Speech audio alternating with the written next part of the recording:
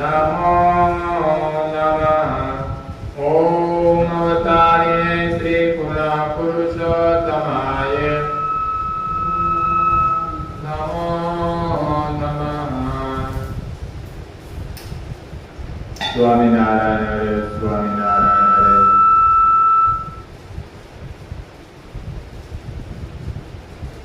નારી રત્ન વાર્તા 99 સંજુબા ગામ સીધીવા. આવી વાતો એવી છે 7 જાય વિસોટા રહી જાય, પણ વાતો તો અજરામર પદ પામે. એના પાત્રો જ્યારે જ્યારે વાર્તા ઉખેડાય ત્યારે જીવંત થઈ વણજારને જેમ હાલવા માંડે. લોક અહીંયા તેના ગુણગાન કીર્તિ કાર્યની ધૂપ સળી જેવી ભભક છૂટે. એને માનનારા રશિયાના નવે કોઠે નવે પ્રકારના ભક્તિ ભાવના પુરુષ. કોઈ કહે તેને કેવારે દઈએ, આપણે હરિભજનમાં રહીએ, જગત અને ભગતને સદાય વેર છે. એમાં ભક્ત પણ તે કોને કહીએ? આવી સાચી ઓળખ આ સંસારી લોકમાં આપી જે ભક્ત થઈ ગયા એને ક્યારેય આ જગતના લોક વ્યવહારની ચિંતા કરી નથી. તેને તો ભલી ભક્તિ ભલા ભગવાન એના હૈયે શ્રદ્ધાનું બળ માપ જાગે. તેથી તે જગ જાહેર કરે છે, જેને દાંત આપ્યા છે એ ચાવવાનું જરૂર આપશે. આપણે સીધ ઉપાધિ કરવી. જુઓને સાર્થકતા જંગલમાં ઝાડ નીચે બેસતા જોગી જતી સંત ક્યાંય કામ કરતા નથી, તો ત્યાં બેઠા પેટનો ખાડો પૂરવા પૂરતું મળી જાય. નરસિંહ મહેતા, ભોજા ભગત, જલારામ, મીરા એને ક્યાં કઈ ખેતીવાડી કે મિલું કે વેપારના વાર ચાલતા હતા. આવું નજરોને જોવા છતાં માયાનો બચકો બાંધી ને હુંકારમાં ફરતા જીવને અંતે સુધી સમજ આવતી નથી. તેથી તેને આગમનની ચક્કીમાં ઘુમરા મારવા પડે છે. કહેવાય છે કર્મની ગતિ ન્યારી છે. ગીતામાં પ્રકૃતિથી કર્મ કરવાની પ્રેરણા થાય છે એમ કહ્યું. પ્રકૃતિ પ્રમાણે મન બુદ્ધિ ઇન્દ્રિયો જોડાય અને કર્મ બને છે તેમ કહ્યું છે. અને આ ત્રણેયને વંશ નાખનાર પરમપદના રસ્તાનો વટે માર્ગ બને. વાત જાણે એમ છે, ગઢપુરથી વડતાલ જતા રસ્તામાં સીંજીવાળા ગામ આવે છે. અહીં અનંતાનંદ સ્વામીએ સત્સંગ સમાગમ કરાયો અને ફૂલો ફાયલો ત્યાંના જગુ બારોટનો આખો પરિવાર બહુ શ્રદ્ધા ભાવવાળો સંતો સીંજીવાળામાં તેને ત્યાં રોકાણ કરતા.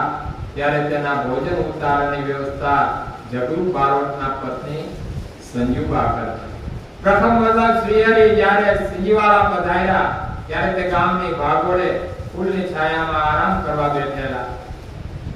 ગામની ભાગોળે વૃક્ષની છાયામાં આરામ કરવા બેઠેલા તેને જોઈ ગામના દરબાર રાયગણજીએ બારોટને ઘેર ખબર આપ્યા કે તમારા ગુરુ સ્વામિનારાયણ ગામની ભાગોળે વૃક્ષની છાયામાં બેઠા છે.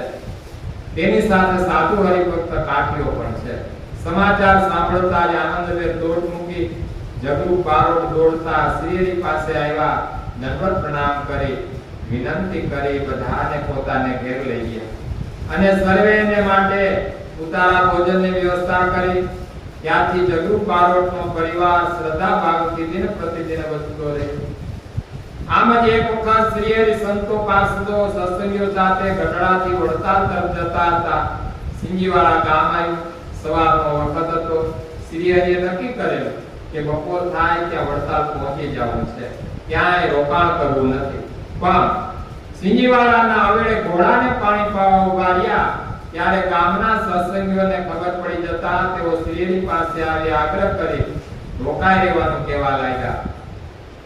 મહારાજ, અમારા પાદરથી એમને હાલતા જાઓ એ બરાબર નથી. હા મહારાજ, હમણાં ઘણા સમયથી તમારા અમને દર્શન થયા નથી. આજે એમને એમ જવાય નહીં, બપોરા કરીને જાઓ. ના ભક્તો, અમારે વડતાલ જવાની ઉતાવળ છે, રોકાવું નથી. વડતાલ ક્યાં છે? અને વડતાલ નીકળશો તે રોકાશો, બપોરા તો અમે વડતાલે કરશું. એમ તે હોય મહારાજ, એમ કહેતા સૌ મહારાજને ખૂબ આગ્રહ કરતા રહ્યા અને મહારાજ ના ના કહેતા રહ્યા. જગરૂક બારોટ આ સમયે 12 ગામ ગયેલા. તેમના પત્ની ત્યાં તથા સંજુબાને ઘેર સમાચાર મળ્યા કે મહારાજને ખૂબ આગ્રહ કરતા રોકાવાની નાખીએ છે. એ સાંભળતા સંજુબા ઘેરથી હળી કાઢી નવેડે આવ્યા અને ભેળા થયેલ લોકો વચ્ચે લાજનો ઘૂમટો કાઢી માર્ગ કરતા આગળ આવી કાંઈ પણ બોલ્યા વિના સીધા મહારાજની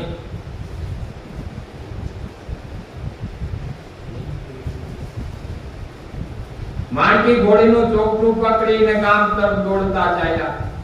એ જોઈને મહારાજ બોલવા લાગ્યા, અરે રે ઓ ભાઈ, આ તમે શું કરો? મેલી ગયો અમારી ઘોડીને. અમને અડી જશો તો ઉપવાસ પડશે. હાજર રહી ટોળે વળેલા વડીલો અને બાયુ મહારાજના વેણ સાંભળી મોમલ પત્તા જોતા રહ્યા. સંજુબા તો ઘોડીને તાણીને ગામ તરફ દોડતા ચાલ્યા. સૌ આ તાલ જોઈ રહ્યા. મહારાજે ફરી કહ્યું કે ભાઈ, તમે જીદ કરો નહીં. તમે છો કોણ એ તો બોલો ખરા. અરે મહારાજ, ગુમો ના પાડો. આ લોક વચાળે અમારે મોટાઓની લાજ મર્યાદા જાળવવી હોય છે. અમે તમને જમાડા વિના જવા દઈશું નહીં.